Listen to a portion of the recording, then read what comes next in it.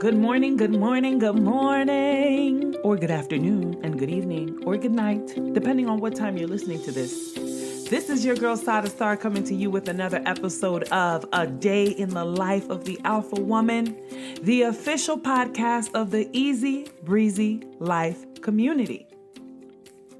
As a strong woman, I know that it can be really difficult to manage your faith, your family, life, and still pursue your goals. Life can seem like a constant grind.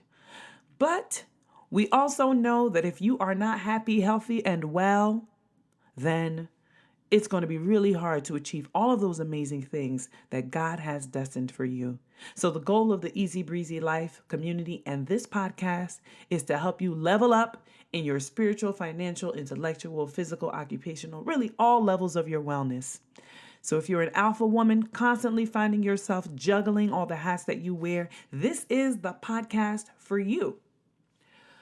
So before I jump into today's topic, I want to take an opportunity to let you hear from our sponsors. We'll be right back.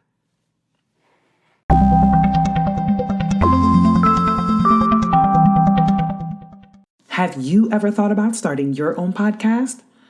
When I was trying to get this podcast off the ground, I had a lot of questions. How do I record an episode? How do I get my show into all the apps people like to listen to? How do I make money for my podcast? The answer to every one of these questions is really simple. Anchor. Anchor is a one-stop shop for recording, hosting, and distributing your podcast. Best of all, it's 100% free and ridiculously easy to use. And now, Anchor can match you with great sponsors who want to advertise on your podcast. That means you can get paid to podcast right away. In fact, that's what I'm doing right now by reading this ad. I love to use Anchor to reach my strong-willed alpha woman community and help them live healthy, abundant, and successful lives together. So if you've always wanted to start a podcast and make money doing it, go to anchor.fm/start to join me and the diverse community of podcasters already using Anchor. That's anchor.fm/start. I can't wait to hear your podcast.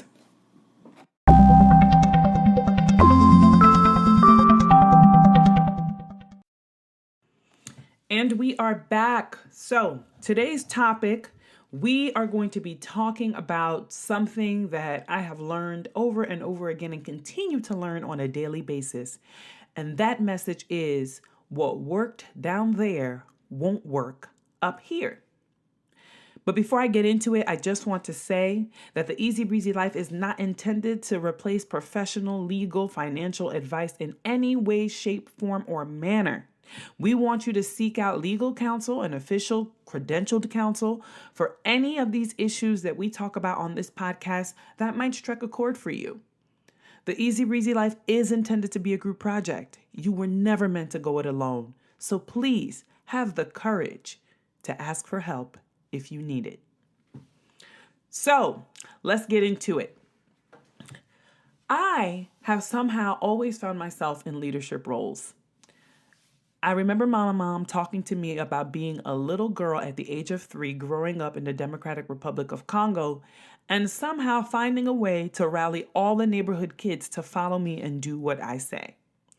So we could say that maybe leadership has always been my gift or always been a thing, even though in childhood it was oftentimes referred to as being bossy.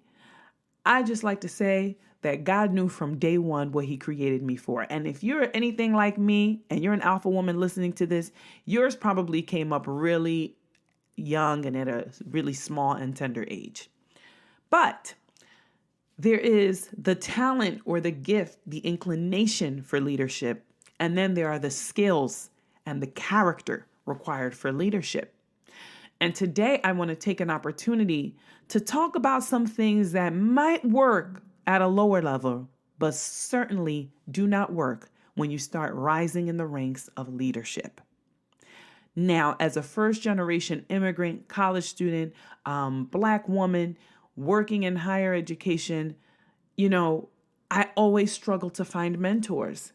And then when I found a mentor, everyone was clamoring to the mentor. So it was really hard to be able to get to them.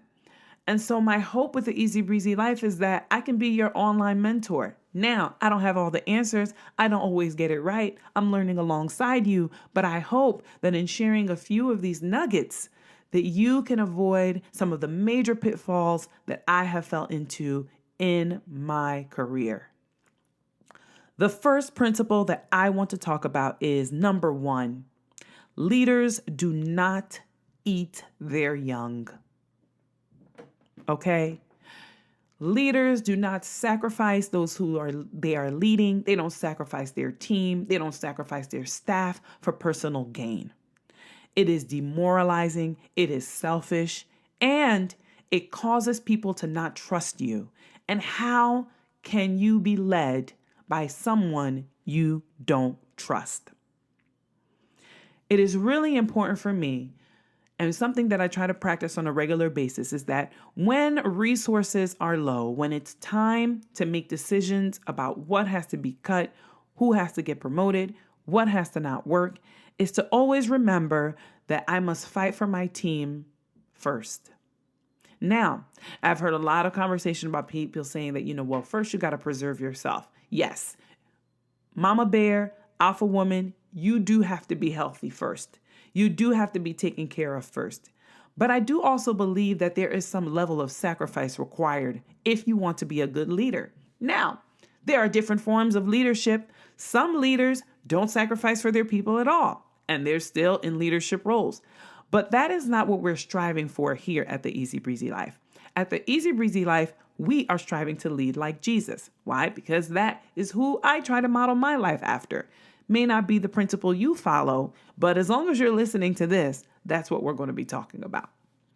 So, leaders don't eat their young, and we do not eat their young because we understand that we have been called to be good shepherds.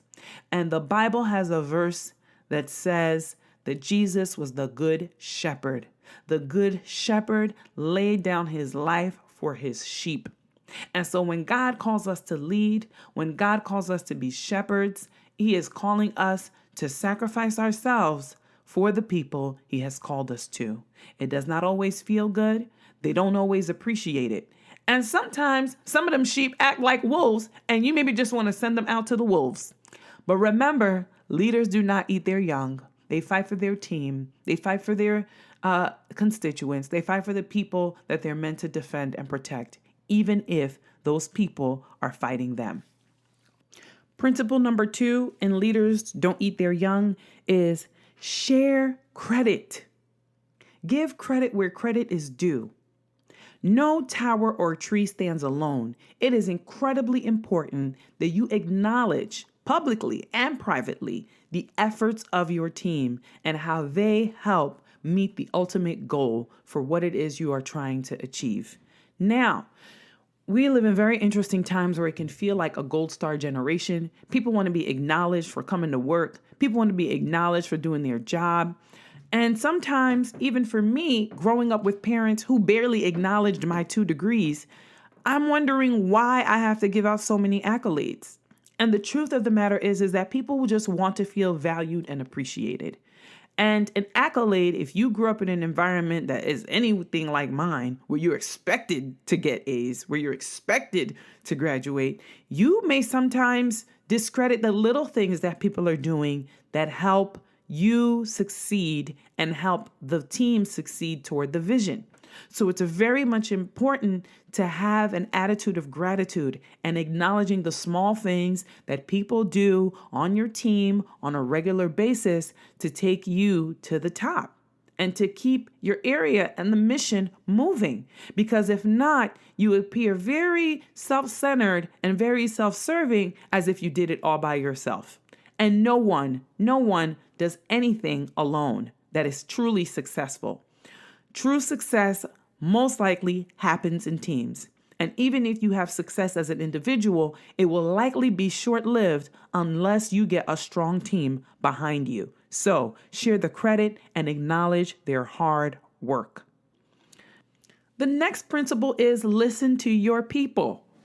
Try as much to not become out of touch with what they're seeing, what they're saying, what they're experiencing, because when we become so smart and everyone else does not know what they're talking about, it is just the pride that comes before the fall. We should never be too proud to listen to even the smallest person on our team. Even if you perceive that person's role to be so minute and their contribution to be so small, they are there for a reason. Their reason and their role may not be as yours or have the magnitude or the publicity that your role does, but they need to be acknowledged, and you need to listen to them because there might be a kernel of truth in what they're saying. And if you miss out on something key, it could have a drastic impact on you later. Area number 2 that I want to address and talk about is leaders don't have cliques. Leaders, well, it's hard. Everybody has like a favorite. Like if you're honest for real, you got a favorite somewhere. You may not express it, but some people just struck our chord and hit our hearts in a different way, and you end up falling in love with certain team members or people you're leading. However, you have to keep in mind that your presence means something to people. So if you're going to go to one person's event, you got to find a way to make an appearance at everyone's. Now, you can't be there for everybody all the time, but at least acknowledge, send a gift, do something, because it may make certain people feel as though you have favorites and that you do not care about them.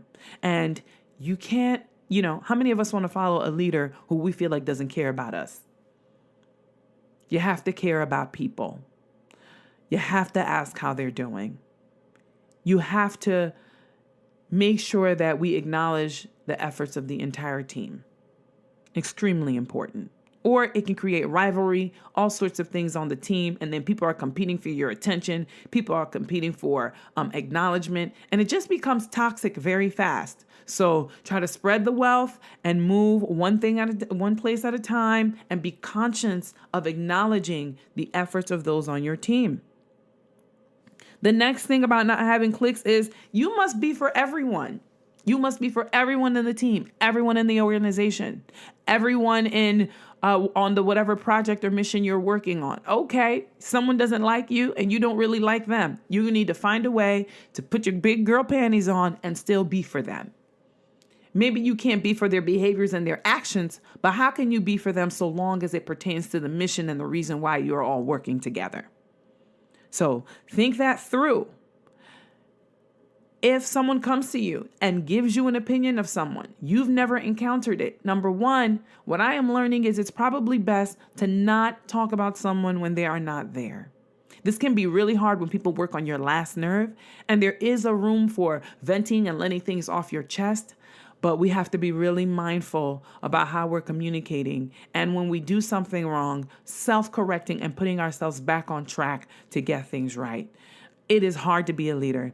You live in a constant fishbowl, and everything that you do is symbolic to those who are watching. And it certainly isn't easy because you don't gain an extra brain, extra fingers or hands to be in a leadership role. You're feeling like you're the same you. But I believe that when you've been called to a higher level, there's also a higher grace for you to function at that level.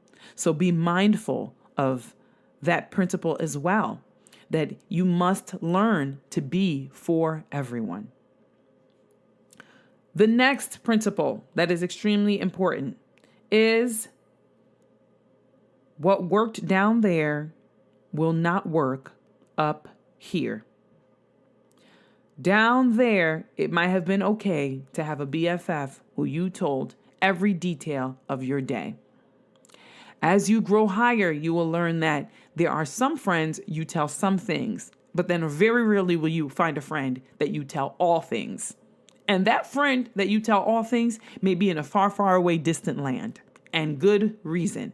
Because if the enemy is going to come for us or challenge us, it's probably going to be in the form of a friend. I mean, think about Jesus in the Garden of Gethsemane, where his really close friend Peter, who was the ride or die, he was literally the most ride or die in the whole crew. One, almost kept him from his destiny, and then two, denied him during his time of affliction.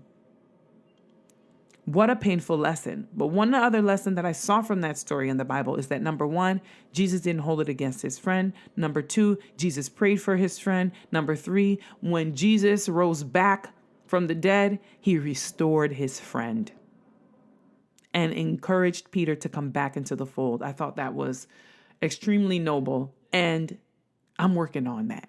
Okay, that is high level loving right there. The next thing that kind of goes in hand with this is that close friends and close relationships really can become a liability. It is so hard because it's lonely and you want to be able to have someone to trust, but that trust can easily lead to betrayal because you don't always know the motivations and the intentions of people's hearts, no matter how much you think you do. And so close relationships, as we saw in the case of Samson and Delilah, which Delilah was Samson's own wife, can also lead to our downfall if they cause us to compromise our principles and what we know is the right thing to do. So be mindful, your close relationships, how you maintain them, and what you share. The next thing that's really important to remember is that it is good to be self-confident, but please, please don't overfeel yourself. So this is a song from a little while back that used to say, "You ain't got to feel me, homie. I'm feeling myself, feeling myself, feeling myself." Well, when you become a leader, feeling yourself really starts to look unbecoming because it's understood that you have a skill, talent, and ability, or else you wouldn't be in that leadership role. So to get into the leadership role and to constantly talk about how you are feeling yourself and how great you are becomes a level of narcissism and self-centeredness that really no one appreciates. An example of, I think, classy leadership that I love or always appreciate was the leadership in the Obama administration that Michelle Obama, Barack Obama, and Joe Biden exhibited. It was, to me, from the outside looking in, a selfless form of leadership that was always about the mission, always about the goal, and not how great they were. And I always try to remember, is this how Michelle Obama would address this situation? If Michelle Obama, that I know or have seen on TV, would not address it that way, then I got to revisit the way that I'm doing it. And this is rough because, guys, I am known for being a straight shooter and very direct. And so my directness at times can lead to my delivery coming off as abrasive. And I have and continue to, over time, work on that delivery. I'm learning more and more that sometimes it's not what you say, but how you say it. I saw this quote on Instagram that said, "Flowers grow by rain, not by thunder." So if what I am saying is coming out like thunder, then it is going to hurt whoever or whatever it is that I'm trying to grow, help, shape, or form. It is always better for it to come down like the sweet sound of rain. So work on that delivery. The next principle that I want to talk about here is don't sleep, stay woke. And when I say stay woke, that is, again, going back to our episode about cultivating a growth mindset. You can always change, always learn, always grow, and you have something to learn and grow from every single day, and looking for those lessons and taking those moments to be self-reflective and aware of what we're putting out. And the better we get at this, the better we get at leadership, the better we become in relationships, the better we become in really all areas of our life. It really is a form of mindfulness and being aware of what we're doing, who we are, and how it's having a greater impact on those around us. The other thing is keep your eyes open. Keep your eyes open for opportunities, things that are changing in your field, things that are changing in your industry. How can you remain progressive? You have to stay ahead of the game and ahead of the wave. Now, for me, thankfully, in my situation, the Holy Spirit has always been there when I ask for wisdom and ask for grace to tell me which direction to go in. And I have found that when I have pursued things with a pure heart and based on the nudging that I had on my heart and did the research and did the work to pursue it, then at the end of the day, It put me in a better place, and it put my team in a better place. And oftentimes, the right thing will be the thing that serves your constituents, your team, and yourself. So everyone gets to win. The next thing that I want us to be mindful of is character does matter. At a certain level of leadership, it's no longer about checking boxes and talent and gifts and skills and abilities. It really becomes about your character, who you are behind closed doors and who you are trying to become behind closed doors. And I think for me, in the past season, the past few months, it's been all about examining my character, who I am, and how that plays out, and the impact that it has, and what my intention really is, and making sure that my behaviors are congruent with the impact that I want to have on those around me. Not impulse, not my feelings at the moment, not protecting or defending myself, but really, what do I want people to say about me and the contributions that I made when I am not around? You don't always get to impact and influence that. People are going to have negative things to say about you, no matter how good your intentions are. But you at least want to be able to sleep well at night knowing I gave my best. And so even if I fell short here and here, that was not my intention. The next thing is, as the leader, you might have to love everyone, but they definitely don't have to love you. Some leaders confuse loyalty for things like worship and respect. Like you're saying loyalty, you're saying you want respect, but really what you're wanting is worship. Really what you're wanting is no one to go against you ever. Really what you're wanting is people to deny themselves, deny what they know is right, and constantly follow you. That is selfish leadership. And actually, I don't even want to call that leadership. That is just being self-serving, right? The good leader knows that you may be giving yourself up for others and they may not do that for you. Everyone on your team has a different motive. Everyone on the team has a different intention. Everyone may not even be there for you. Some may be there just to take you down. But you have to have and show grace. Like Michelle Obama said, when they go low, we go high. Being a strong leader, being an alpha woman is about constantly choosing to go high, making better choices about going high and practicing that on a regular basis. And it may feel unnatural and forced to you in the beginning, but I believe that over time, as you practice it, that muscle gets stronger. And before you know it, people are throwing you shade and you are just swerving high, and you fly higher and higher. And that's really what it means to be an eagle. That when the storms come, when the tide turns, the eagle rises and flies above the storm.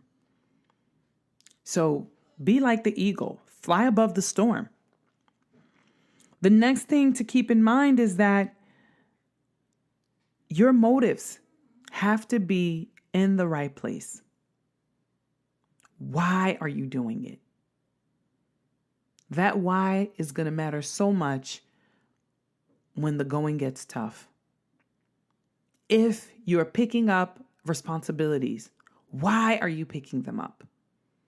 Is it because you want to be respected? Is it because you want to be valued? Is it because you want to be seen? Or is it because you really believe that this is the thing that you're called to do? And I believe even in the thing that you're called to do, there is such a thing called balance. You need to be healthy and well to run this race. I want to have a long, healthy, prosperous, successful life. That means that if at any point what I'm called to do starts taking away from this temple, then I have to take a step back and honor the one body that I have, the one mind that I have, the one health, this one chance at life that I get. Because if you fall out in the name of a legacy, guess what? They will make a memorial and a plaque in your name, and you will still be gone. And who suffers from that? The ones who love you the most, the ones who care about you the most, your family, your close friends, the world, the mission, the thing that you feel like you're called to. Somebody else will come and pick up that cause, and it will happen, but there is only one you. So you have to take care of you.